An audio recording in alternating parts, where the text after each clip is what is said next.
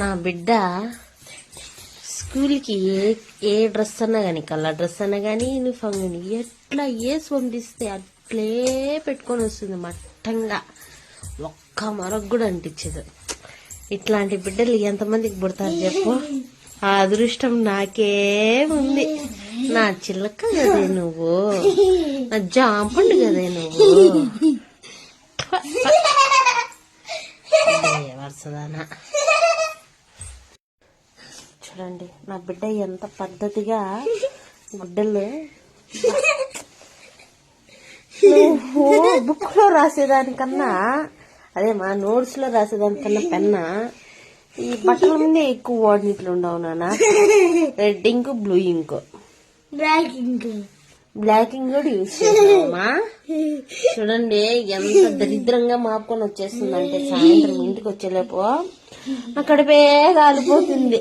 నేను ప్రేమగా పలకరిద్దామన్న ఉద్దేశం కూడా పోతుంది బట్టలు తీసేందుకే.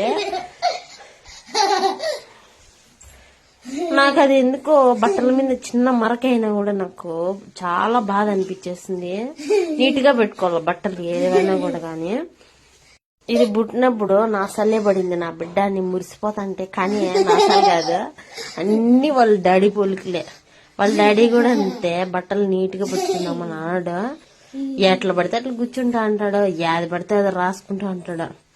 దీనికి కూడా అదే పోలికలు వచ్చినాయి.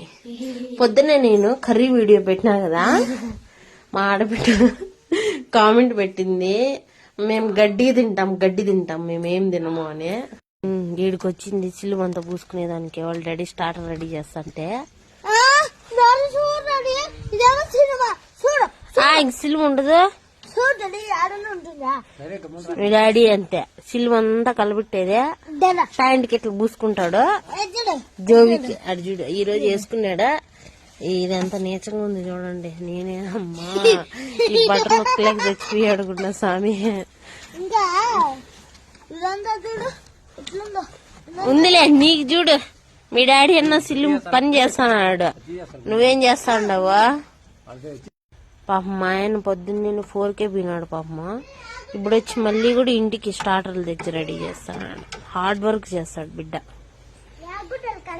మా బంటి జామ చెట్లకు జ్వరబడింది. మా బంటి కాయ బికేసింది, పచ్చికాయ అంతా బికేసింది చూసుకోకుండా.